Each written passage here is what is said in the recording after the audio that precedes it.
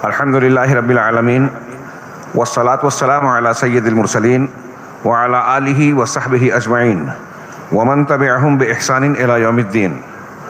اعوذ باللہ من الشیطان الرجیم. بسم اللہ الرحمن الرحیم. واعتصموا بحبل اللہ جميعا ولا تفرقوا. وقال تعالی ومن يشاقق الرسول من بعد ما تبين له الهدى ويتبع غير سبيل المؤمنين نوله ما تولى ونصله جهنم وساءت مصيره. وقال تعالى التائبون العابدون الحامدون السائحون الراكعون الساجدون الآمرون بالمعروف والناهون عن المنكر والحافظون لحدود الله وبشر المؤمنين. یہاں جو بھی جمعیت کے ذمہ داران ہوں، مسجد کے ذمہ داران، علماء کرام، امام صاحب حفظہ اللہ، میرے بزرگوں، بھائیوں، اور اگر مائیں بہنیں سن رہی ہوں تو وہ بھی میری مخاطب ہے.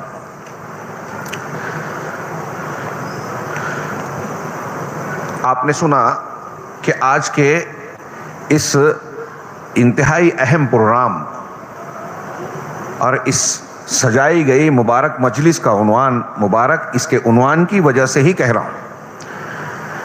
اس بزم اور مجلس کا عنوان بنیادی عنوان ہے راہ نجات، اور اسی کے ضمن میں مجھے جو عنوان دیا گیا ہے وہ ہے موجودہ حالات میں مسلمانوں کی ذمہ داریاں.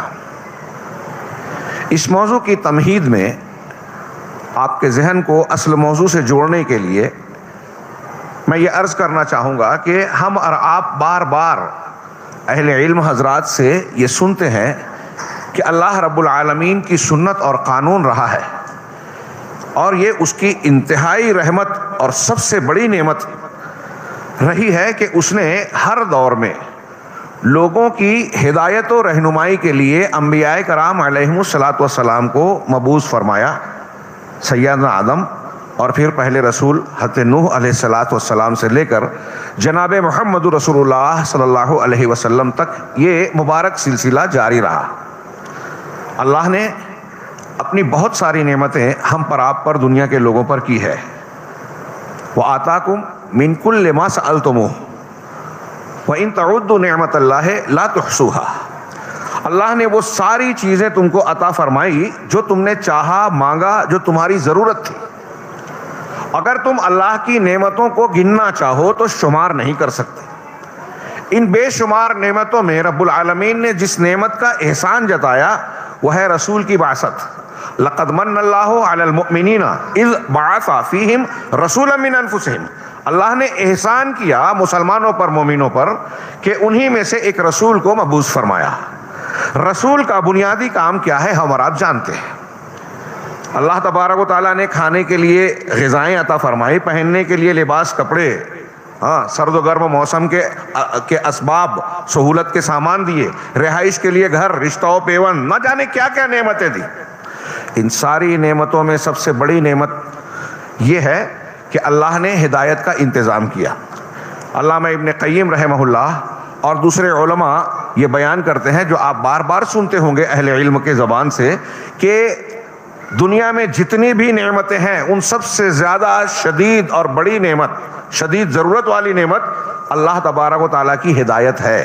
کھانا پینا ہمیں نہ ملے، یہ چھوٹا نقصان ہوگا، ہمارا جسم فنا ہو جائے گا، مر جائیں گے. لیکن ہدایت نہ ملے تو دنیا کی زندگی تو بگڑے گی جو بگڑے گی. آخرت کے دائمی اور انتہائی بھیانک عذاب کا سامنا ہوگا. اس سے بچنے کے لیے ابھی آپ نے سنا فمن زحزح عن النار وادخل الجنہ فقد فاز. کامیابی یہ ہے، معیار یہ ہے، جہنم سے بچاؤ اور جنت کا حصول، وہ ہے کامیاب. دنیا کا کتنا بھی بینک بیلنس ہو، عہدہ اور منصب ہو، نام اور شہرت ہو، کوئی بھی نعمت مل جائے، لیکن اگر جہنم سے انسان نہیں بچا تو اس سے زیادہ بدقسمت، محروم اور بدبخت کوئی نہیں. لہذا یہ بنیادی کامیابی جب ہے تو اب اس کامیابی کی راہ کیا ہے اور موجودہ حالات میں اس کے حصول کی ذمہ داریاں کیا بنتی ہیں. میں نے عرض کیا تمہیدی طور پر کہ اللہ تبارک و تعالی انبیاء کرام علیہم الصلاۃ والسلام کو اس دنیا میں بھیج کر لوگوں کو ہدایت کا راستہ دکھانے کا انتظام کرتا رہا. انبیاء کرام مبعوث ہوتے رہے اور راہ نجات اور راہ ضلالت کی نشاندہی کرتے رہے کہ اس راستے پہ چلو گے تو اللہ کی جنت اور انعام ملے گا، اور اس سے انحراف کرو گے تو دوزخ اور اللہ تبارک و تعالیٰ کے غیظ و غضب کا مرکز جہنم تمہارا استقبال کرے گی. جہاں موت کو انسان پکارے گا موت نہیں آئے گی، وہاں کی آگ دنیا کی آگ سے 69 گنا زیادہ شدید ہوگی، وہاں سے آدمی بھاگ نہیں سکے گا. کلما نضجت جلودہم بدلناہا جلودا غیرہا، جب بھی ان کی چمڑیاں جھلس جائے گی نئی چمڑیاں پیدا کر دی جائے گی، لیذوقوا العذاب، تاکہ عذاب کا مزہ چکھیں. ابھی آپ نے قرأت سنی، فاتقوا النار التی وقودها الناس والحجارہ، شاندار قرأت کر رہے تھے ہمارے حافظ صاحب. اس جہنم سے بچو جس کے ایندھن لوگ اور انسان ہیں. اس جہنم سے بچنے کا راستہ ہی نجات کا راستہ ہے، اور اسی راستے کو بتانے کے لیے انبیاء کرام علیہم الصلاۃ والسلام آتے رہے. ہم اور آپ یہ بھی بہت سارے قرآن و حدیث کی نصوص اور دلیلوں سے جانتے ہیں کہ انبیاء کرام الگ الگ ادوار میں الگ الگ علاقوں میں آتے رہے. زمانوں کے علاقوں کے بڑے فرق اور لمبے چوڑے فرق کے باوجود یہ بات مسلمہ ہے کہ تمام انبیاء کرام علیہم الصلاۃ والسلام کا دین اور ان کی بنیادیں ایک ہی ہوا کرتی تھی. اللہ پر ایمان، اس کی توحید، شرک سے بچنا، رسول کی اتباع، فرشتوں پر ایمان، آخرت پر ایمان، یہ دین کی وہ بنیادیں ہیں اور عقائد کی وہ اہم بنیادیں ہیں جو کبھی کسی زمانے میں تبدیل نہیں ہوئی. احکامات اور شرائع میں بعض علاقوں اور ضرورتوں کے اعتبار سے کچھ تبدیلیاں ہوئی، لیکن بنیادی طور سے دعوت سب کی ایک ہی رہی انبیاء کرام کی. حضرت نوح علیہ السلام سے لے کر حضرت جناب محمد رسول اللہ صلی اللہ علیہ وسلم تک، اور رسول اللہ صلی اللہ علیہ وسلم نے جو دعوت دے دی، دین مکمل کر دیا، تو اب اس میں بھی کوئی تبدیلی ہونے والی نہیں ہے. الیوم اکملت لکم دینکم واتممت علیکم نعمتی ورضیت لکم الاسلام دینا. دین مکمل. اب اللہ کے نبی جناب محمد رسول اللہ صلی اللہ علیہ وسلم یا انبیاء سے جو دعوت، دین اور ذمہ داریاں ہم کو بتائی گئی، نجات کا جو راستہ متعین کر دیا رب العالمین نے، نجات کا جو راستہ متعین کر دیا، اس کے علاوہ کوئی نیا راستہ ہم نہیں بتا رہے ہیں. یہ مجلس اس لیے برپا نہیں کی گئی کہ نیا راستہ کھوجے بتائیں، بلکہ اس لیے برپا کی گئی ہے کہ اس پرانے راستے کی نشاندہی، یاد دہانی کرائی جائے. اور پھر سوال یہ پیدا ہوتا ہے کہ حضرت امام مالک ہوں، مختلف ادوار کے لوگ ہوں، آپ بار بار پڑھتے سنتے لکھتے رہے ہیں کہ راہ نجات کیا ہے، صحیح مسلک اور منہج کیا ہے، جنت کا راستہ کیا ہے، اور اس سے ہٹنا جہنم کے راستے بہت سارے ہیں، ظلمات بہت ہیں. امام مالک رحمہ اللہ کا کیا شاندار قول ہے آب زر سے لکھے جانے کا، لا يصلح آخر هذه الامہ الا بما صلح به اولها. اس امت کا آخری طبقہ، آخری گروہ، آخری جماعت اسی چیز سے سنور سکتی ہے، سدھر سکتی ہے، بچ سکتی ہے جس سے اس کا پہلا حصہ سنورا تھا. تو یہ بھی واضح ہے کہ راہ نجات کیا ہے.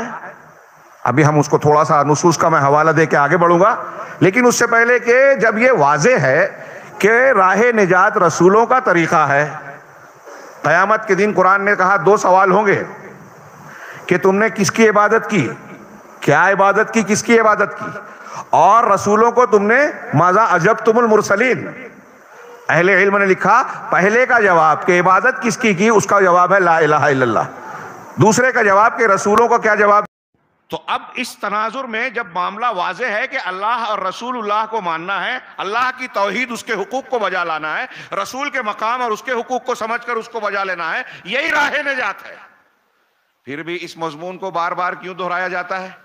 کیوں ضرورت پڑتی ہے کہ یہ موضوع مقرر کیا جائے اور اس پر گفتگو کی جائے، لمبی چوڑی تقریریں کی جائے؟ تو جہاں یاد دہانی اور تذکیر، اللہ تعالیٰ کا حکم ہے فذکر فإن الذکر تنفع المؤمنین، جو اہل ایمان ہے جانتے ہیں، ان کو بھی نصیحت کرنی ہے، اس لیے کہ مومنین کو نصیحت نفع پہنچاتی ہے، قرآن کہتا ہے. اس لیے کبھی یہ نہیں سوچنا چاہیے کہ ہم کو بڑا علم ہے، کیا ضرورت ہے علماء کی تقریر سننے کی، درس میں بیٹھنے کی، حدیثیں سننے کی. ہاں، محدثین کو دیکھیں گے، امام احمد بن حنبل، امام ابو زرع رازی، یہ وہ محدثین ہیں کہ کوئی اگر حدیث سنائے تو شاید ایسی کوئی حدیث نہیں ملتی تھی جو یہ نہ جانتے ہوں. پھر بھی اگر کوئی حدیث بیان کرنے لگتا ان کا شاگرد بھی تو بیٹھ جاتے تھے کہ ہمیں اگر علم میں اضافہ نہیں ہوگا تو کم سے کم رسول کے کلام کو سننے کی برکت ملے گی, اور ہو سکتا ہے اللہ دل کھولے اور ایسے معنی اور مفہوم کے دریچے کھولے جو اس سے پہلے ہم نہیں جانتے تھے. تو ان میں خیر و برکت ہے, تذکیر کے لیے یاد دہانی کی جانی چاہیے. اور دوسرے, اس موضوع کو بار بار دہرانے کی ضرورت میں ایسا سمجھتا ہوں اس لیے پڑتی ہے, اور ہے یہ ضرورت اس لیے شدید ہو جاتی ہے کہ جب مسلمانوں میں نئے تفرق اور تہذب کے نتیجے میں نئے نئے منہج, نئے نئے مکاتب فکر, مسلک اور گروہ پیدا ہو گئے تو لوگوں نے راہ نجات میں بھی کچھ نالیاں, پرنالیاں اور پگڈنڈیاں پیدا کر لی.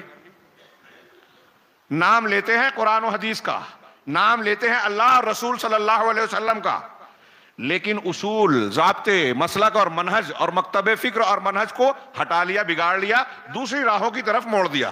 اس کے نتیجہ کیا نکلا؟ صرف اختلافی اور اجتہادی مسائل نہیں جیسا کہ لوگ باور کراتے ہیں.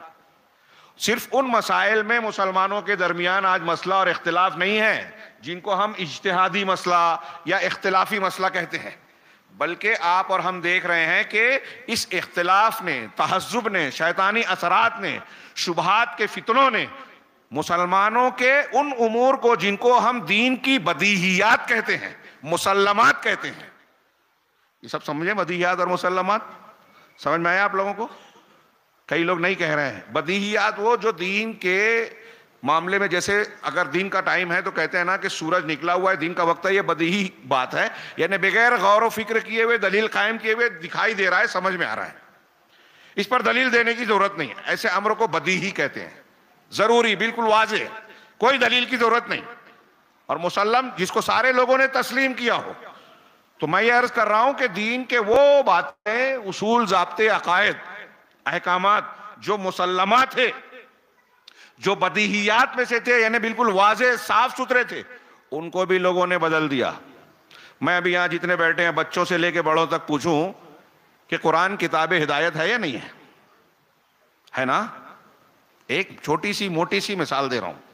آپ آج اہل تصوف کی کتابیں اٹھا کے دیکھیے, اللہ کے گھر میں پوری ذمہ داری کے ساتھ بیان کر رہا ہوں, یہ کوئی پہلی مرتبہ نہیں, بہت مرتبہ بیان کیا, اور یہ جانتا ہوں کہ جو لوگ تصوف سے جڑے ہیں جب وہ سنتے ہوں گے تو بہت غصہ ہوتے ہوں گے, اور میں چاہتا ہوں کہ وہ غصے میں آئیں, اور غصے میں آنے کے بعد غور کریں کہ ایک آدمی اتنی وضاحت کے ساتھ کہہ رہا ہے تو کتنی کیسی بات ہے, سچی ہے یا جھوٹی, اور اگر سچی ہے تو پھر اس کا نتیجہ یا معاملہ کیا ہوگا. کہتے ہوئے ڈر لگتا ہے, لیکن ان کی کتابوں میں درج ہے کہ قرآن کتاب شرک ہے, شرک سکھاتی ہے, اور توحید ان کے علماء اور مشائخ اور ان کے سلسلے میں ہے. اب بتائیے, یہ اہل تصوف آج ہمارے درمیان ہندوستان, پاکستان میں کوئی شعبہ اہل حدیث کے علاوہ شاید کوئی طبقہ بچا نہیں ہے جو اس گندگی سے آلودہ نہ ہوا ہو, متاثر نہ ہوا ہو. ان کو لوگ نے تزکیہ اور ایسی جو اسلامی اصطلاحات ہیں نا, دل کی صفائی, روحانیت, ایسی اصطلاحات کا استعمال کر کے قرآن و حدیث کی احسان, مراقبہ, لوگوں کو دھوکہ دیتے ہیں. یہ اسلام کے خلاف سازش کے طور پر مسلمانوں کو اسلام سے بیگانہ کرنے کی ایک بہت بڑی تحریک تھی جو آج پورے عالم اسلام کو اپنے لپیٹے میں لی ہوئی ہے, اور بہت سارے لوگوں کو اس کا ہوش ہی نہیں ہے. کہیں یہ رافضیت کا پل بن جاتی ہے. مسلمانوں میں رافضیت اور شیعیت کے جو علامات ہیں اس کی بہت بڑی وجہ تصوف ہے. آج پوری دنیا میں تحریکیت کے بے ہنگم کیا ہے, احمقانہ اسلامی فکر کہتے ہیں. آپ کے ہاں جگہ جگہ پرکشش اور جذباتی قسم کے نعروں پر مشتمل پوسٹر میں نے دیکھے. نوجوان اس کی طرف راغب ہو جاتا ہے. جب اس کی طرف راغب ہو رہا ہے اور اس راستے کو بہتر سمجھ کے کہ مسلمان حکومت قائم کرے, دشمنوں کو کیفر کردار تک پہنچائے, طاقت بنائے, وغیرہ وغیرہ, تو نتیجہ کیا نکلتا ہے؟ ہمارے اس عنوان کی ضرورت پیش آتی ہے جو ہمارے اہل علم نے متعین کیا, بار بار دہرا کے بچانا چاہتے ہیں, سمجھانا چاہتے ہیں کہ یہ تصوف کی غلاظت جو ساری طرف پھیلی ہوئی ہے, یہ تحریکیت جذباتیت، فضائل اعمال کے نام پر جھوٹے سچے واقعات، اور پھر ان بنیادوں پر انسان کا اصل دین کی بنیادوں سے انحراف، یہ بہت بڑی گمراہی ہے۔ آج میں نے جمعہ کا خطبہ دیا کہ مسلمانوں کی زندگی یہ نظر آتی ہے کہ اصل مقصد کیا ہے اس کے بارے میں غور ہی نہیں کرتے، جانتے ہیں، سنجیدہ نہیں ہے، سیریس نہیں ہے۔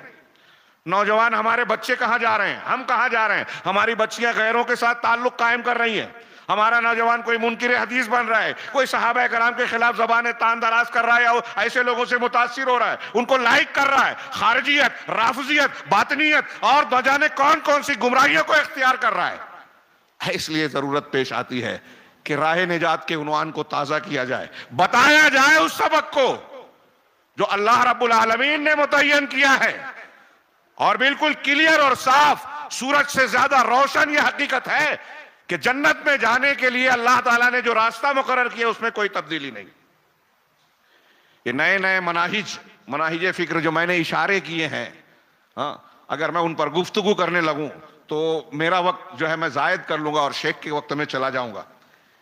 اس لیے مثبت والے پہلو پر آتا ہوں کہ اس عنوان کی ضرورت کیا ہے۔ اس تناظر میں نے یہ گفتگو کی، اور آج دیکھیں ہندوستان میں، پوری دنیا میں جو لوگ دین کے نام پر مختلف قسم کی سرگرمیاں انجام دے رہے ہیں، ان کے لیے جن چیزوں کو بنیادی طور سے ضرورت ہے، سب سے پہلے عقیدے اور منہج کی، ایمان صحیح ہو، استقامت ہو، منہج ہو۔ یہ تین الگ الگ چیزوں کو میں اکٹھا بیان کر رہا ہوں، جڑی ہوئی ہیں ایک دوسرے سے، عقیدہ و منہج۔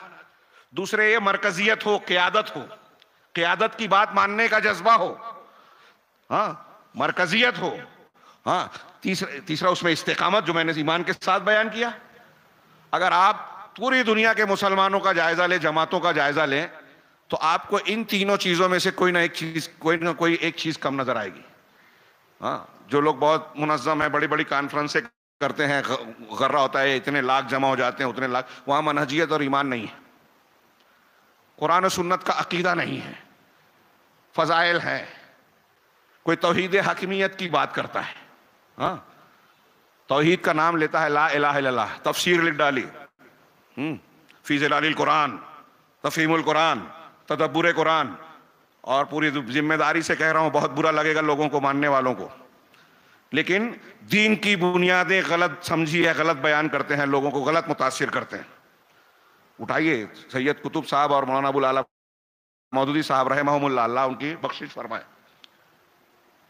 ان کی کتابوں میں عقائد سے متعلق انحرافات موجود ہیں، توحید سے متعلق غلط تشریحات موجود ہیں، ان کی توحید محدود ہے، اور نتیجے میں وہ کہیں وحدت الوجودی عقیدے میں چلے جاتے ہیں، وہی تصوف والا عقیدہ، کہیں آپ کو صوفیت ملے گی، کہیں خارجیت ملے گی ان کے یہاں، کہیں باطنیت ملے گی۔ ہم اہل حدیث ہیں، یہ میں ان کی بات کر رہا ہوں، ہم تبلیغی جماعت کو دیکھیں، بڑی محنت کر رہے ہیں، قیادت ہے، مرکزیت ہے، سب کچھ ہے، منہج نہیں ہے۔ ان کو دیکھیں، منہج نہیں ہے، جن کے پاس منہج ہے اہل حدیث، وہاں قیادت نہیں ہے، مرکز نہیں ہے، اور عاجزی محسوس ہوتی ہے، جبکہ توحید کا اور اتباع کتاب و سنت کا یہ لازمی نتیجہ ہونا چاہیے کہ مرکزیت ہو، قیادت ہو، اجتماعیت ہو۔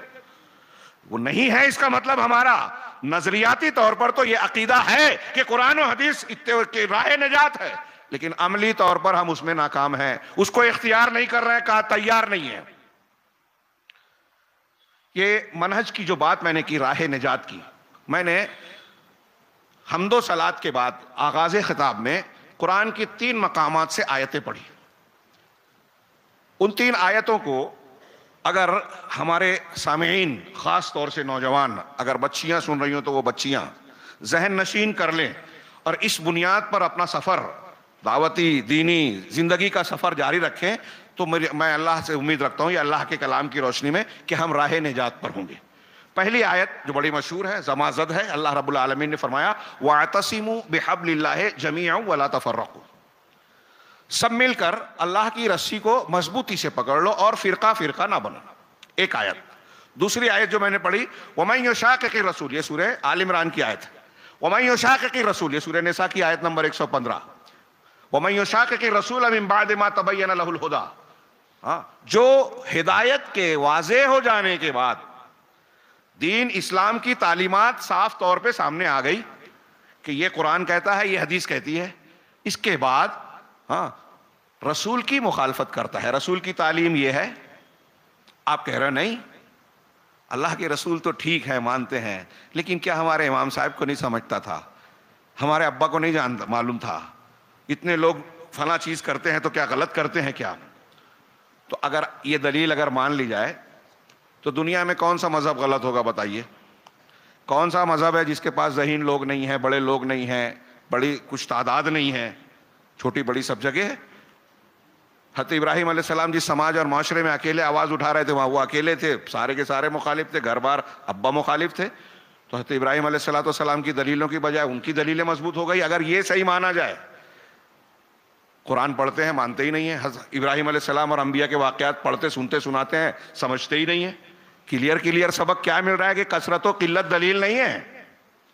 ہاں تو بات میں آگے نہ جاتے ہوئے پیچھے آتا ہوں، قرآن کی آیت پر تھے ہم لوگ کہ رسول کی تعلیم واضح ہو گئی، اب ابا، ماحول، فلاں بزرگ، فلاں سلسلہ، اس کی وجہ سے رسول کی سنت کو نہیں مان رہے، کتنا بھی بہانہ کرے، رسول کی مخالفت کر رہا ہے، اب وجہ جو ہوگی اس کے اعتبار سے حکم بدلے گا، یہ فقہی مسئلہ الگ جگہ، لیکن رسول کی مخالفت کے نتیجے میں اللہ تعالیٰ نے کیا وعید سنائی آگے کہ ہدایت کے واضح ہو جانے کے بعد جو رسول کی مخالفت کرے گا وَيَتَّبِعْ غَيْرَ سَبِيلِ الْمُؤْمِنِينَ، اور مومنین کے راستے کے علاوہ دوسرے راستے کی اتباع کرے۔ جس وقت قرآن کی یہ آیت اور پورا قرآن نازل ہوا، اس وقت مومنین کون تھے؟ جی صحابہ کرام۔ اسی وجہ سے امام شافعی رحمہ اللہ کہتے ہیں کہ صحابہ کرام اگر کسی مسئلے پر متفق ہو گئے، وہ ماننا واجب ہے قرآن کی اس آیت سے۔ کچھ ابھی منکر حدیث پیدا ہوتا کہتے ہیں ارے اللہ کا کلام تو کافی ہے نا، آپ بلا وجہ پابندی لگا رہے ہو کہ حدیث بھی مانو، اور حدیث تو حدیث، اب صحابہ کی بات بھی مانو۔ یہ ہم نے پابندی نہیں لگائی بھائی صاحب، کسی مولوی کی لگائی ہوئی پابندی کسی انسان کی نہیں ہے، بلکہ رسول نے بھی اپنی طرف سے نہیں لگائی علیہ الصلوۃ والسلام، اللہ کی طرف سے لگائی ہوئی پابندی ہے۔ یہ آیت میں نے پڑھی، یہ اور کئی آیتیں پڑھ جائیے، فَإِنْ آمَنُوا بِمِثْلِ مَا آمَنْتُمْ بِهِ فَقَدْ اهْتَدَوْا، یہ قرآن کہہ رہا ہے اگر لوگ بھی اس طرح ایمان لے آئے، جس طرح لے آتے جس طرح تم لائے ہو، یعنی صحابہ، تو ہدایت پا جاتے۔ صحابہ کے ایمان کو رب العالمین ہدایت کہہ رہا ہے۔ 72-73 فرقے ہوں گے، سب جہنم میں جائیں گے سوائے ایک کے، یہ حدیث سب جانتے ہیں۔ کون جنت میں جائے گا، نجات پائے گا؟ جو میرے طریقے پر ہے اور میرے صحابہ کے۔ صحابہ کا طریقہ نبی کا طریقہ ایک ہی ہے، اور صحابہ کا طریقہ راہ نجات ہے، یہ حدیث کہہ رہی ہے۔ میرے علم کے مطابق اہل سنت کے یہ جتنے گروہ مانے جاتے ہیں، کوئی اس حدیث کو رد نہیں کرتا، حنفی، شافعی، مالکی، حنبلی۔ تو اللہ تعالیٰ نے، اللہ کے رسول صلی اللہ علیہ وسلم نے کہا ہے صحابہ کی ماننا، وَيَتَّبِعْ غَيْرَ سَبِيلِ الْمُؤْمِنِينَ، مومنین کے راستے کے خلاف جو اتباع کرے گا، صحابہ کے خلاف جائے گا، نُوَلِّهِ مَا تَوَلَّى، تو جس راستے پر وہ چل رہا ہے اسی پر چلائیں گے، وَنُصْلِهِ جہنم، اور اسے جہنم رسید کریں گے، وَسَاءَتْ مَصِيرًا، اور وہ بڑا بھیانک اور بہت برا مقام ہے، ٹھکانہ ہے۔ یہ دوسری آیت، وَاعْتَصِمُوا بِحَبْلِ اللَّهِ وَمَن يُشَاقِقِ الرَّسُولَ، دوسری آیت۔ تیسری آیت جو میں نے پڑھی وہ آگے پڑھتے ہیں۔ ان دو آیتوں اور ایسی کئی آیتیں ہیں کہ رسول کی ذات میں تمہارے لیے نمونہ ہے، اللہ کی اطاعت کرو، رسول کی اطاعت کرو، اطیعوا اللہ واطیعوا الرسول، فإن تنازعتم في شيء فردوه إلى الله والرسول إن كنتم تؤمنون بالله واليوم الآخر۔ یہ ہمارے علماء کرام بار بار دہراتے رہتے ہیں ان آیتوں کو، کیونکہ یہ ہمارے منہجی اور راہ نجات کو متعین کرنے والی آیتیں ہیں، ارشادات ہیں۔ وَأَنَّ هَذَا صِرَاطِي مُسْتَقِيمًا، یہ میرا سیدھا راستہ ہے۔ اللہ تعالیٰ نے کہا رسول کے، یہ میرا یعنی اللہ کا بنایا ہوا مقرر کیا ہوا سیدھا راستہ ہے، فَاتَّبِعُوهُ، اسی کی اتباع کرو۔ وہ بھی صحیح، وہ بھی صحیح، گائے بھی گابن، بیل بھی گابن، فاتحہ پڑھو کہ مت پڑھو، تقلید کرو کہ نہ مت کرو، امام کے پیچھے ایسے رہو یا ویسے رہو، نماز ایسے پڑھو کہ ویسے پڑھو، سب نہیں چلے گا۔ بعض مسائل میں استحبابی یا اختیاری بات ہو سکتی ہے کہ یہ بھی کر سکتے ہیں، یہ بھی، لیکن دین کی بنیادوں میں، فرائض میں، محرمات میں جو اختلافات ہیں، کیا سب صحیح ہو سکتے ہیں؟ یہ جھوٹی تسلی دینے سے باہر آؤ۔ اللہ تعالیٰ کہہ رہا ہے ایک راستہ، ہاں ہم کہہ رہے ہیں 4 راستے، ہم کہہ رہے ہیں کہ چوراہے پر جو جس راستے پہ جائے گا نجات کے راستے پہ جائے گا، جی نہیں، راہ نجات ایک ہے، فَاتَّبِعُوهُ، قرآن نے کہا اسی کی اتباع کرو۔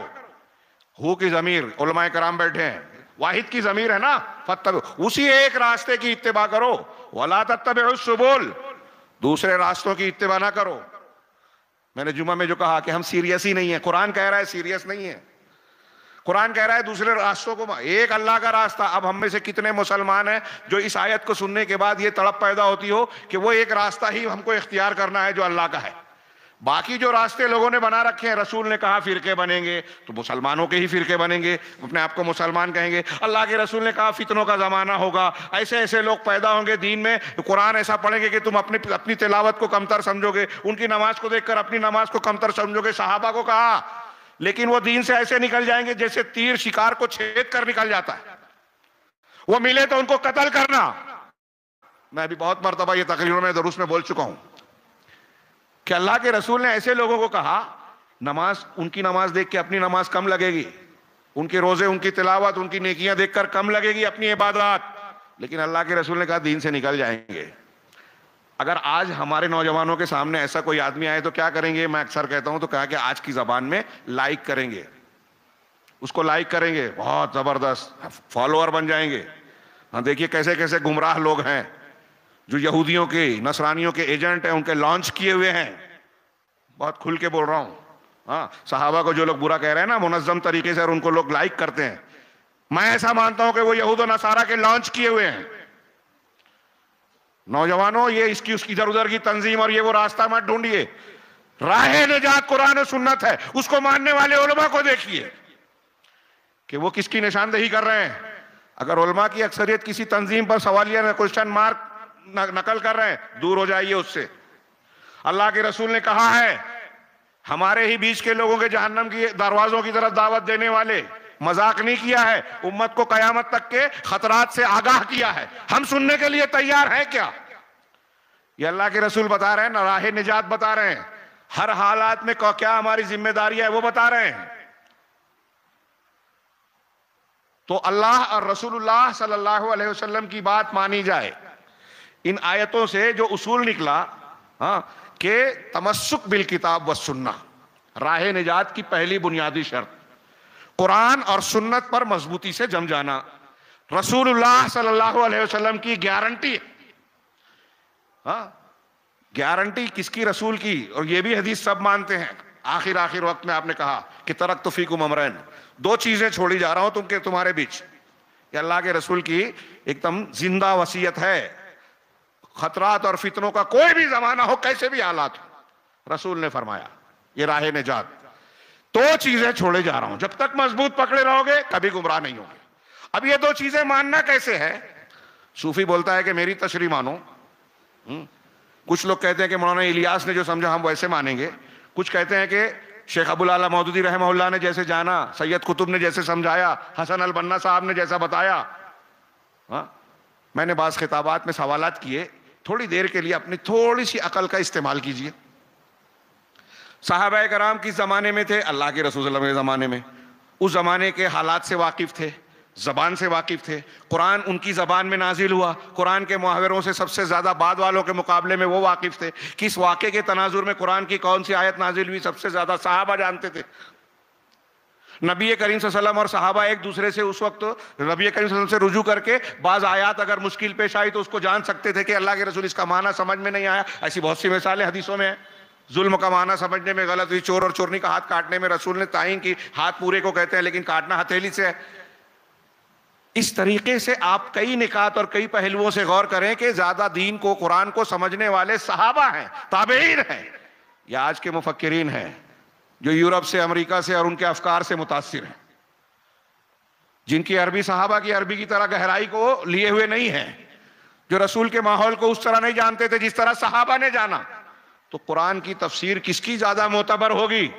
دین کس کا زیادہ قابل قبول ہوگا؟ اور اس سب سے بڑھ کر اللہ اور رسول نے صحابہ کرام کو رضامندی کا سرٹیفکیٹ دیا، یہ بتایا کہ فتنے اٹھیں گے، جھگڑے ہوں گے، قتال ہوگا، لیکن میرے صحابہ کو برا نہیں کہنا، وہ ہدایت پر ہے، اللہ ان سے راضی ہوا۔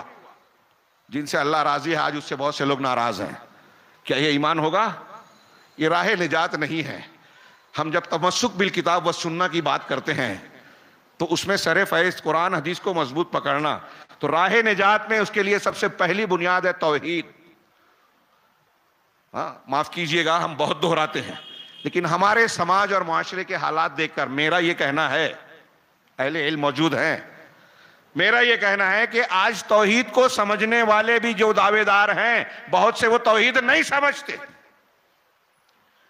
میں بھی اگر یہ کہوں، ابھی میں نے ذکر کیا کہ بڑے بڑے مفسر ہیں، لوگ جماعت میں 15 سال 10 سال 20 سال لگا دیتے ہیں، آپ ان سے پوچھئے توحید کی کتنی قسمیں ہیں، توحید کی کیا تعریف ہے، کسے کہتے ہیں، نہیں بتا پائیں گے الا ماشاء اللہ۔ کیا دین سیکھا آپ نے؟ انبیاء کرام جس سے دعوت کی شروعات کرتے ہیں، ہمارا دعوت کا کام کرنے والا عام آدمی، جاہل آدمی چھوڑ دیجئے، دعوت و تبلیغ کا گھمنڈ کرنے والا کہ ہم اتنا کام کر رہے ہیں، اسے اس کلمے کا جس سے سبق کا، دین کے سبق کا آغاز ہوتا ہے، اس کا معنی مفہوم نہیں معلوم۔ ہمارے یہاں بہت سے اہل حدیث ہے، ہاں توحید سے متعلقہ امور سے بارے میں سوال کیا جائے، اس کے ارکان کیا ہیں، شرائط کیا ہیں، میں سمجھتا ہوں اکثریت بتا نہیں پائے گی۔ میں یہ نہیں کہتا جانتے نہیں، بتا نہیں پائیں گے، اور بہت سے لوگ بہت سے توحید کے مسائل کو سمجھتے ہی نہیں ہیں۔ اب جیسے یہ ولا اور برا، توحید کا اوثق الورا، میں توحید کے تمام باتوں کو بیان نہیں کر رہا ہوں، وقت اجازت نہیں دیتا۔ راہ نجات کے تناظر میں ایک بہت بڑی ہر دور کی ذمہ داری ہے ولا اور برا کا مسئلہ سمجھنا۔ میرا یہ دعویٰ ہے کہ آج ہمارے یہاں عوام تو عوام، خواص بھی، ہاں میں کسی پر تان نہیں کر رہا ہوں، لیکن یہ ایک حقیقت کا افسوسناک اظہار کر رہا ہوں کہ ہماری جماعتوں میں ذمہ دار اور بہت سارے ایسے لوگ جو خاص لوگ کہلاتے ہیں، وہ توحید کے اس اوثق العرا سب سے مضبوط دستہ، دوستی اور دشمنی کے معیار کو، اس کی تفصیلات کو، احکامات کو نہیں جانتے، یا جانتے ہیں تو آدھا ادھورا جانتے ہیں۔ پڑھیے ان علماء کرام سے، ان کی قدر و قیمت لوگ جانتے نہیں۔ آج بردرز کا دور ہے، ہاں تھوڑا گلیمر دکھنا چاہیے، ٹی وی پہ آ رہے ہیں، کوٹ پینٹ دکھائی دے، ہاں میرے پاس شاید بعد میں بھول جاؤں، ہم لوگ، ہمارے ایک استاد شیخ عبد المعید صاحب بڑی پیاری اور جمی ہوئی باتیں کہتے ہیں۔ انہوں نے ابھی ایک گفتگو میں کہا کہ ہم لوگ ہندوستان میں مستضعفین کی طرح ہیں۔ مستضعفین جن کو کہا گیا کمزور لوگ، مستضعفین کو اللہ تعالیٰ نے مقابلے کا حکم نہیں دیا، جنگ لڑو، یہ کرو وہ کرو۔ ابھی میں نے جمعہ میں بیان کیا، بہت سے دروس میں کہا، اگر آپ پہ زکوٰۃ فرض نہیں ہے، غریب آدمی ہو، تو اللہ یہ نہیں پوچھے گا زکوٰۃ کیوں نہیں دی۔ اگر آپ کمزور ہیں تو اس کے بارے میں سوال، آپ مستضعفین ہیں تو مستضعفین کیسے رہیں؟ تو ان کے لیے کئی چیزیں ضروری، اس میں سے ایک یہ ہے کہ استسلام نہ ہو، ہم دوسروں کے سامنے جھکے نہیں ان کے سامنے۔ ہمارے لیڈران اور بہت سارے لوگ جا کے جو ہے جھک رہے ہیں، سودے بازیاں کر رہے ہیں۔ یہ جو ہم کو دکھ رہا ہے بابری مسجد، گیان واپی مسجد، اس کے سودے بازی یا دوسری جو کچھ الزام لگ رہا ہے، پتہ نہیں صحیح ہے غلط ہے، جو بھی ہو، میں اشارے کر رہا ہوں۔ اس کے علاوہ ان کے شرکیہ امور میں شامل ہونا، اور اس کو غیر مسلم کیش کر رہا ہے کہ دیکھو مسلمان نفرت سکھا رہا ہے۔ ارے بھائی، جس معیار پہ آپ مسلمان کو اچھا مسلمان بنانا چاہتے ہو کہ آپ کے شرک کی مجلس میں شریک ہو، اگر مسلمان کو آپ اچھے ہندو بن کر اسی بنیاد پر آؤ، تو آگے ہمارے گھر میں آ کر بیل اور گائے کے گلے پر گردن بقرعید کے دن پھیرنے میں ساتھ دو، تب مانیں گے کہ آپ اپنا مذہب چھوڑ کر اگر ہم سے دوستی نبھاتے ہو۔ ہم کو یہ معیار کیوں دیتے ہو کہ اپنے مذہب کی بنیادوں کو پامال کر کے ان کا ساتھ دیا جائے؟ خیر، یہ ایک دوسری بحث ہوگی۔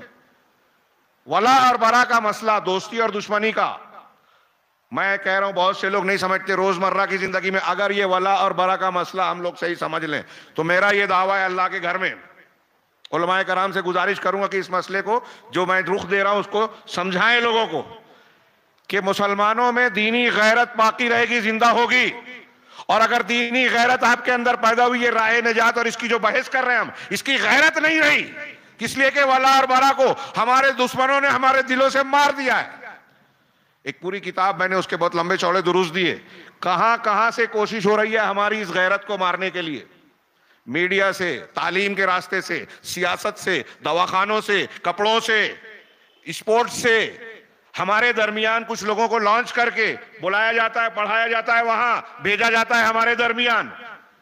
وہ امریکی اور یورپی فکر کی روشنی میں قرآن کی تشریح کرنے کا دعویٰ کرتے ہیں، علماء کے بارے میں برا بھلا کہتے ہیں، عوام کو علماء سے بدظن کرتے ہیں۔ یہ یہود و نصارہ کے ایجنڈے کا حصہ ہے کہ لوگوں کو اگر مسلمانوں کو قابو میں رکھنا ہے تو قرآن سے، ان علماء سے جو قرآن و حدیث کی دعوت دیتے ہیں ان سے دور کیا جائے، بدظن کیا جائے، ان کو ان کی نگاہوں میں کمتر دکھایا جائے۔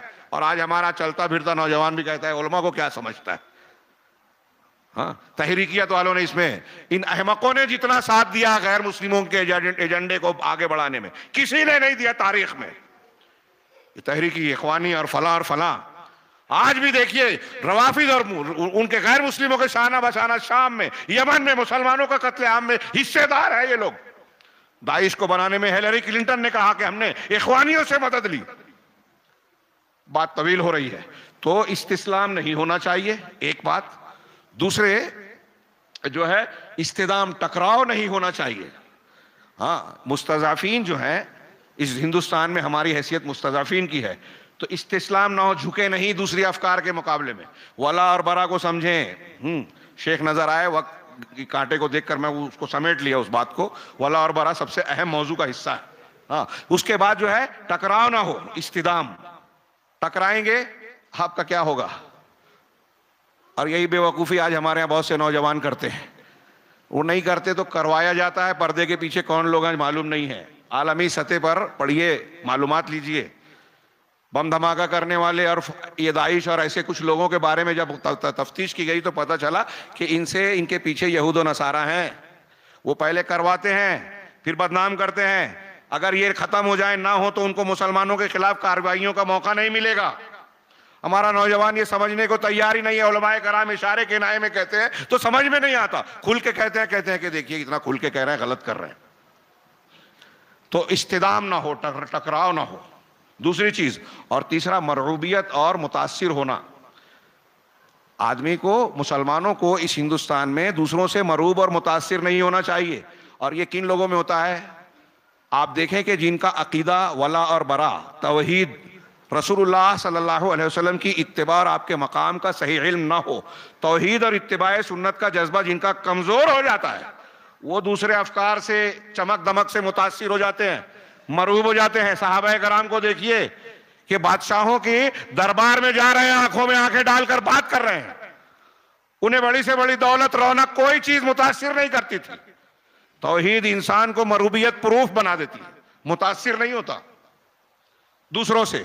تو خیر یہ بات مستضعفین کی میں نے عرض کی. تو ان آیتوں کی روشنی میں جو دو موٹے بڑے اصول ملے کہ قرآن و سنت کی اتباع. اس قرآن و سنت کی اتباع میں عقیدہ پہلے نمبر پر, منہجیت پہلے نمبر پر. ہاں اور میں نے کہا کہ آج الحمدللہ یہ منہجیت اہل حدیث کے پاس ہے روئے زمین پر. ہاں ہمارے استاذ محترم بھی تشریف لا چکے. مجھے بولنے میں دقت ہو رہی ہے نا ٹائم جی.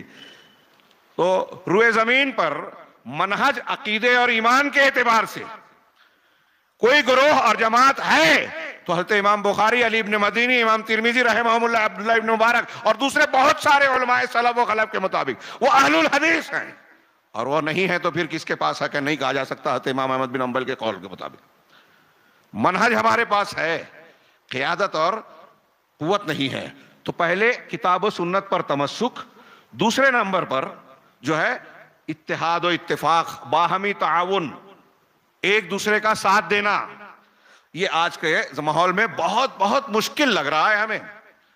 لیکن اگر تقویٰ ہو, قرآن و سنت کی اتباع کا صحیح جذبہ ہو تو یہ کام مشکل نہیں ہے. قربانیاں آدمی بڑی بڑی اس وقت دینے پر آمادہ ہوتا ہے جب توحید مضبوط ہوتی ہے, اللہ کے لیے اخلاص ہوتا ہے, اللہ واسطے بڑے بڑے مسائل کو قبول کرنے کے لیے تیار ہوتا ہے. تیسری چیز کہ قرآن و حدیث کو ماننا یہ زیادہ اہم ہے. اور آپ بار بار سنتے ہیں کہ فلاں کے طریقے پہ, فلاں کے دماغ سے انہوں نے تفہیم لکھی, انہوں نے تدبر لکھی, وہ اتنے بڑے کام کر رہے ہیں, وہ ٹی وی چینل پہ آتے ہیں, ہاں 100 جلدوں کی کتاب لکھی ہے. یہ معیار نہیں ہے.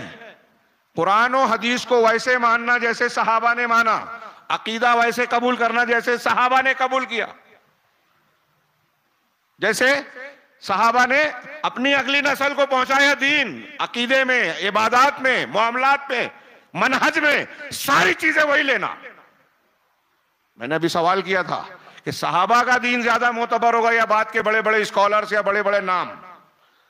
آپ دل سے پوچھئے, ان لوگوں سے بھی پوچھئے جو دوسروں کے پیچھے چل رہے ہیں.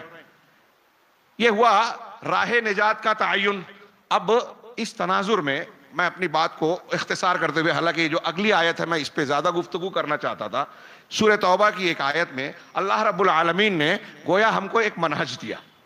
ایسی کئی آیتیں اور کئی باتیں ہیں، لیکن بعض علماء کی تشریح کے مطابق اگر ہم یہ کہیں کہ اس آیت میں اللہ تبارک و تعالیٰ نے مسلمان بندوں، بچوں، نوجوان، بوڑھوں کو گویا تربیت کا پورا نصاب اختصار اور جامعیت کے ساتھ دے دیا.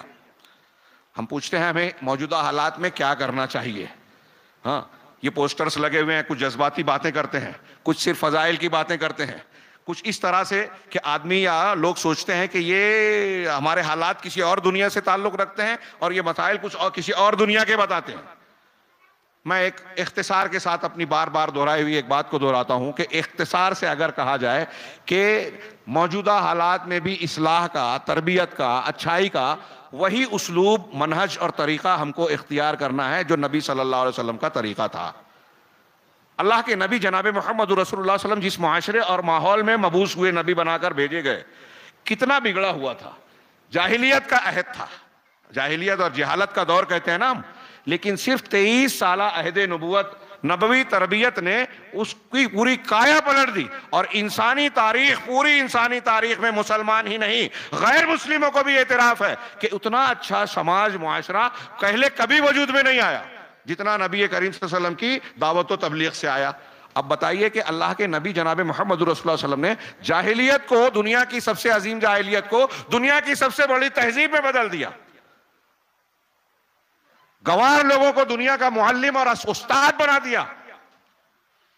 تو آج ہمارے لیے کیا وہی نسخہ، وہی ذمہ داریاں اور وہی کام کافی نہیں ہے ہماری اصلاح حال کے لیے؟ تو ہم نوجوانوں کو یہ بتائیں. شیخ ابن باز رحمہ اللہ سے پوچھا گیا، ہاں بات کو مختصر کرنے کے لیے مثال دوں، شیخ ابن باز رحمہ اللہ سے پوچھا گیا کہ موجودہ حالات میں یہ جو شدت پسندی کی، انتہا پسندی کی، جذباتیت کی باتیں ہو رہی ہے، اور نوجوان کچھ کہتے ہیں کہ یہ آج کے حالات کا تقاضا ہے، اگر آپ اسے غلط کہتے ہیں تو پھر آج کے حالات میں ہم کو اصلاح کیسے کرنی چاہیے؟ کیسے مسلمانوں کے مسائل حل ہوں گے؟ تو انہوں نے بڑا پیارا جواب دیا، لمبا ہے لیکن پہلا جملہ صرف نقل کر رہا ہوں. انہوں نے کہا کہ بالتعلیم والتوجیہ من العلماء الربانیین، کہ تعلیم اور علماء ربانیین کی رہنمائی کے ذریعے سے یہاں مسائل حل ہوں گے. نبی صلی اللہ علیہ وسلم کا جو کام اللہ نے بتایا، هو الذی بعث فیکم رسولا من انفسکم، ہاں کیا ہے؟ هو الذی بعث فی الامیین رسولا منہم یتلو علیہم آیاتی ویزکیہم ویعلمہم الکتاب والحکمہ. یہ رسول نے کیسے اصلاح کی؟ قرآن کی آیتوں کی تلاوت کی. فلاں بزرگ، فلاں بابا اور فلاں کی کتاب نہیں پڑھی، اللہ کی کتاب لوگوں کو سناتے تھے، ہاں تزکیہ کرتے تھے. تزکیہ، ہاں علامہ البانی وغیرہ اس پر بہت زور دیتے ہیں. تزکیہ شرک سے توحید لائی جائے، تزکیہ بدعت سے سنت لائی جائے، تزکیہ برے اخلاق سے اچھے اخلاق لائے جائیں. یہ تزکیہ ہے جو جن کو صاف کرنا ہے، اور جن کو لانا ہے وہ تحلیہ ہے. ہاں کیا ہے اس کی؟ تربیہ ہے. تربیہ اور تحلیہ، آدمی کو ان چیزوں سے سنوارا جائے. تو یہ عمل ہم کو کرنا ہے. اس کا جو پورا عمل کا جو ایک نصاب ہے وہ قرآن کی ایک آیت میں سمٹا ہوا ہے. میں بہت شارٹ میں اس کی تشریح کرتا ہوں اختصار کے ساتھ. اللہ نے فرمایا التائبون، اللہ نے مسلمانوں کی جان و مال کو جنت کے بدلے میں خرید لیا. اس آیت کے بعد یہ ہے کہ التائبون العابدون الحامدون السائحون، توبہ کرنے والے.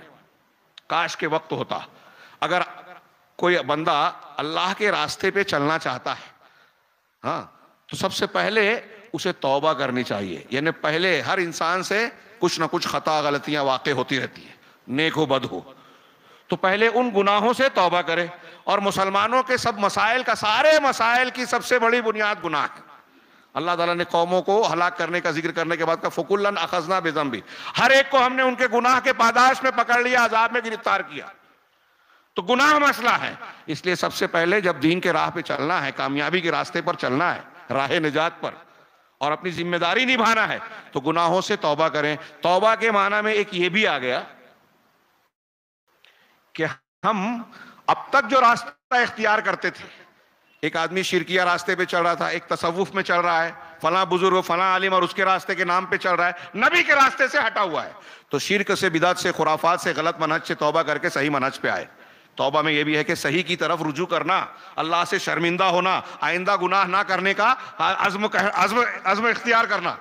تائبون، ہاں توبہ کے سلسلے میں کتنی اس کی اہمیت و فضیلت ہے. آپ اندازہ لگائیں کہ اللہ کے نبی جناب محمد رسول اللہ صلی اللہ علیہ وسلم ایک مجلس میں 70 مرتبہ 100 مرتبہ استغفار کیے کرتے تھے، جبکہ ہم جانتے ہیں کہ نبی معصوم تھے، ان پر کوئی گناہ نہیں تھا، پھر بھی آپ اتنا اہتمام کرتے تھے. یہ اللہ کو بہت پسند ہے گنہگار توبہ کرے. اور ایک بات اور بھی عرض کرو توبہ کے سلسلے میں، علامہ ابن قیم اور پھر ان کی تشریح میں بعض دوسرے علماء نے بڑی پیاری بات کہی. ایک قول ہم سے کہا جاتا ہے گیا وقت پھر ہاتھ آتا نہیں. جو ماضی ہمارا وقت زندگی کا گزر گیا وہ ہمارے ہاتھ سے چلا گیا، اس میں ہمارا اختیار نہیں ہے نا، ہم کہتے ہیں نا یہ بات. لیکن اللہ رب العالمین نے مسلمانوں کو توبہ کی شکل میں یہ دیا ہے کہ آپ گئے وقت کو بھی ہاتھ میں لے سکتے ہیں. ماضی میں جو آپ سے ہم سے گناہ ہوئے ہیں، اگر سچی توبہ اللہ کے جناب میں کرے تو اللہ معاف کرے گا. یعنی ماضی کو سنوار سکتے ہیں سچی توبہ کے ذریعے.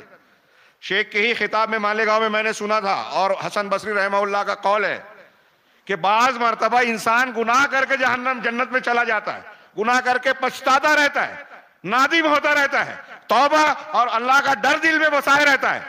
وہی گناہ جو اس کے احساس جرم کو شدید بناتا ہے، نیکیوں کی طرف مائل کرتا ہے، اللہ سے جوڑتا ہے، یہ گناہ اس کے جنت میں جانے کا ذریعہ بن جاتا ہے. تو پہلا قدم جب ہم اصلاح کا اختیار کریں، نوجوانوں کو سنوارنا ہے، تو توبہ.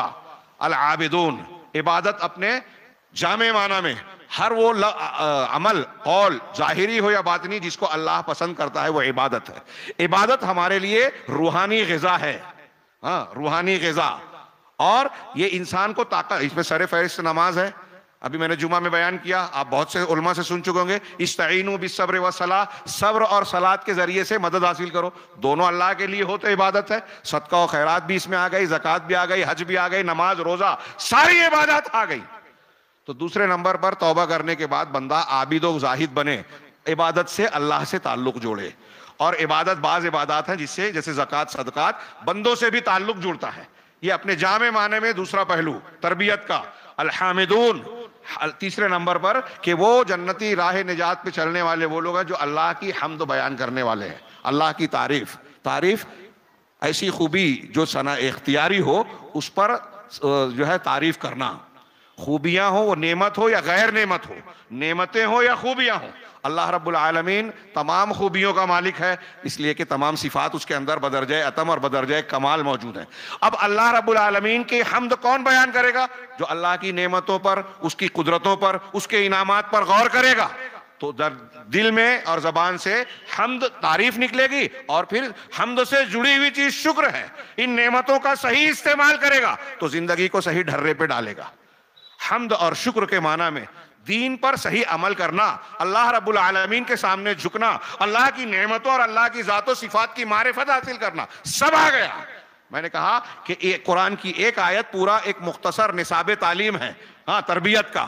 اللہ نے آگے فرمایا السائحون، جس کی ایک تفسیر کی لوگوں نے روزے دار، دوسری تفسیر کی کہ سیر و سیاحت کرنے والے. کہ سیر تفریح، سیر سپاٹا نہیں، بلکہ وہ سیاحت جو ہجرت کے لیے ہوتی ہے، جو اللہ کے راستے میں قتال و جنگ کے لیے ہوتی ہے، یا وہ سفر جو علم دین کے حصول کے لیے ہوتا ہے. ہاں ایسے کئی سفر ہیں، عبرت کے سفر، سیرو فی الارض، یہ سارے سفر علم کے حاصل کرنے کا سفر. یہ السائحون یعنی یہ تیسرا یہ ہے کہ وہ مسلمان، اب اس میں کئی قربانیاں، ہجرت کرنے والا گھر بار رشتہ دار کا جائیداد پراپرٹی چھوڑتا ہے علم دین کو حاصل کرنے کے لیے. اگر آپ گھر سے دور جا رہے ہیں، علماء کے پاس جا رہے ہیں، تو اپنے جذبات خواہشات کی قربانی دے رہے ہیں، گھر بار سے ہٹ رہے ہیں، پیسہ خرچ کر رہے ہیں، بہت سی قربانیاں ہیں. یہ اللہ کے لیے اگر ہو، دین سیکھنے کے لیے ہو، تو یہ عظیم الشان عبادت ہے. اس کی فضیلت آپ جانتے ہیں، سنتے رہتے ہیں. الراکعون الساجدون، یہی نہیں بلکہ یہ وہ لوگ ہیں جو خوب رکوع اور سجدہ کرنے والے ہیں.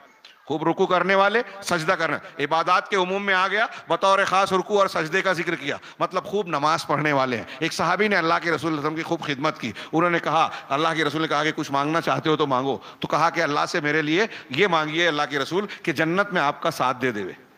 کیا ہے؟ اسألک مرافقتک فی الجنہ. تو کہا بس یہی ہے کچھ، اور کہا بس یہی چاہیے. صحابہ کرام کی خواہشات دیکھیے. تو آپ نے کہا ٹھیک ہے میں دعا کروں گا، لیکن آپ نے ایک اور جملہ کہا، اعنی علی نفسک بکثرۃ السجود. صحیح مسلم کی غالباً روایت ہے کہ اپنے نفس پر اس معاملے میں میری مدد کرو خوب سجدہ کر کے. یعنی اللہ کی عبادت کر کے. اللہ تعالیٰ کو رکوع اور سجدہ بہت پسند ہے. رکوع اور سجدے کی حالت میں آدمی ظاہر میں اللہ کے سامنے جھکتا ہے, اور اگر دل سے بھی جھک جائے تو اللہ کے سامنے جھکنے والا دل گھمنڈ نہیں کرے گا, لالچ میں نہیں پڑے گا, دنیا کے چکر میں اللہ اور آخرت کو فراموش نہیں کرے گا. یہ ایک تربیت ہوگی. الآمرون بالمعروف والناہون عن المنکر, اور نیکیوں کا حکم دینے والے, برائیوں سے روکنے والے. ہاں, جنت کے راستے پہ چلنے والے. ہم چاہتے ہیں کہ اپنے بچوں کی تربیت کریں.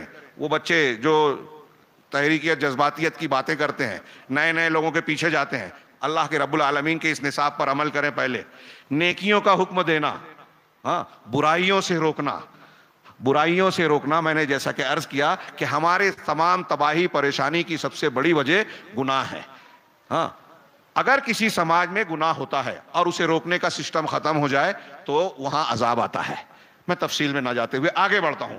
نیکی کا حکم دینا, برائی سے روکنا, یہ اس امت کی زندگی کے لیے بہت ضروری ہے. جب تک ہمارے سماج میں وہ عناصر موجود ہے جو برائی سے روکتے ہیں, نفرت کا اظہار کرتے ہیں, حرام پر ٹوکتے بولتے ہیں, تب تک سمجھ لیجئے کہ سماج محفوظ رہے گا, ورنہ اللہ کا عذاب آئے گا اگر برائیاں عام ہو جائے اور لوگ منع کرنا روک دیں. یہ قرآن و حدیث کی بہت سی دلیلوں سے وہ ثابت ہے. اللہ تعالیٰ نے آگے فرمایا والحافظون لحدود اللہ, یہ آخری بات, کہ اور اللہ کے حدود کا خیال رکھنے والے, جہاں جو کرنا ہے وہ کرتے ہیں, جہاں جو نہیں کرنا ہے نہیں کرتے ہیں. اس میں شریعت کی پوری پابندی آ گئی. آپ اس کی جامعیت کا اندازہ لگا سکتے ہیں, میرے پاس موقع نہیں ہے. یہ ساری چیزیں جب ہوگی تو اللہ نے آخری میں کہا وبشر المؤمنین, مومنوں کو بشارت دے دیں, بشارت خوشخبری دیں. کس چیز کی بشارت دیں, یہاں اس کا ذکر نہیں ہے. علامہ محمد امین شنقیطی کہتے ہیں کہ اللہ نے یہاں یہ ذکر نہیں کیا کہ بشارت کس چیز کی دینی ہے. اس سے پتہ چلا کہ وہ ساری چیزیں جو دنیا کی بھلائیاں ہوں, آخرت کی بھلائیاں ہوں, ایمان والوں کے لیے اللہ نے وہ مقدر کی ہے. دشمنوں کے مقابلے میں اللہ مدد کرے گا, اس کی بشارت. روزی دے گا, اس کی بشارت. عزت دے گا, اس کی بشارت. مرنے کے بعد کامیابی دے گا, اس کی بشارت. نجات دے گا. لہذا راہ نجات یہی ہے, اس کو اختیار کیا جائے. میں اپنی بات ختم کرنے سے پہلے اشارہ کروں گا کہ اس عنوان کی اور اس کو سمجھنے سمجھانے کی ضرورت اس لیے بہت شدید ہے کہ آج ہمارے یہاں ماحول میں عالمی پیمانے پر کہیے, ہمارے گھروں میں موبائل کے ذریعے, کمپیوٹر کے ذریعے, نیٹ کے ذریعے اور نہ جانے کیا کیا جو جدید وسائل نکل گئے ہیں, ان مختلف ذرائع سے شبہات اور شہوات کے فتنے ہمارے گھروں میں گھس چکے ہیں. ہماری بچیوں اور عورتوں تک پہنچ چکے ہیں. ہمارے بچے اپنے جیب میں اور ہاتھوں میں لے کر گھومتے ہیں. ہاں, اخلاق کو خراب کرنے والے ہی نہیں, عقیدے کو بگاڑنے والی چیزیں بھی عام کی جا رہی ہے, فلمیں بنائی جا رہی ہیں, اور نہ جانے کون کون سے راستے سے یہ حملے ہو رہے ہیں. ان تمام مخالفتوں کی کے ماحول میں ہمیں اگر اپنی نسلوں کی حفاظت کرنی ہے, اللہ کی رحمت اور اس کی نصرت کا مستحق بنانا ہے, تو اس نصاب تعلیم پر عمل کرنا پڑے گا کہ ہم اللہ کے قرآن و حدیث کو مانیں. اس میں تقوی, پرہیزگاری, اتباع, دعا سب آ گئی, عبادات میں آ گئی, اور یہ جو چیزیں بیان کی گئی ہیں سورہ توبہ کی, اس نصاب کے مطابق ہم اپنے بچوں کی, اپنی نسلوں کی, اپنے گھروں کی تربیت کریں. اللہ سے دعا ہے کہ وہ ہمیں راہ نجات کو سمجھنے اور اس کے مطابق اپنی ذمہ داریوں کو نبھانے کی توفیق عطا فرمائے. وآخر دعوانا الحمدللہ رب العالمین, وصلی اللہ علی نبینا محمد.